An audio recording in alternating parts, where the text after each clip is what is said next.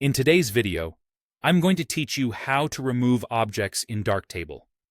We'll work entirely inside the darkroom view using the Retouch module to cleanly remove distractions from your photos. First, make sure you're in Darkroom. Look for the Retouch module in the side panel. If it's not immediately visible, use the search function in the module list to find it quickly. Once the Retouch module is open, everything happens from here. Before you draw anything, choose how you want Darktable to remove the object. The tool you pick determines the result, so it's worth a moment to think about the scene. Heal is the go-to choice for most object removals. It blends the replacement area into its surroundings, so edges transition naturally and the fix is harder to spot.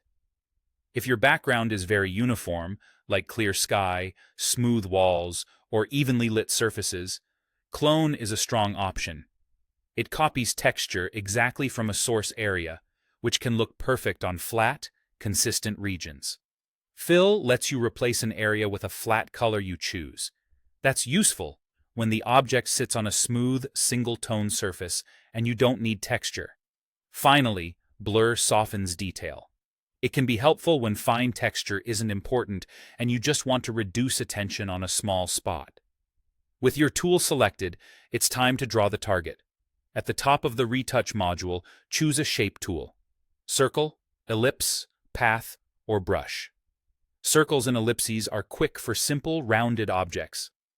The brush is excellent when you want to paint precisely around irregular edges, and the path tool is ideal for tracing complex shapes with control over the outline. Draw directly over the object you want to remove. This defines the area Darktable will process. It's often a good idea to slightly extend your selection beyond the object's edges so the surrounding texture or tone blends cleanly into the fix.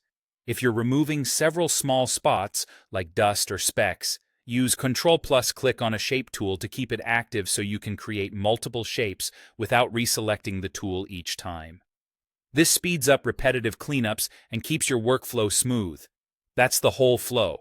In Darkroom, open the Retouch module, pick the appropriate algorithm for your scene, and draw a shape over the object to remove it.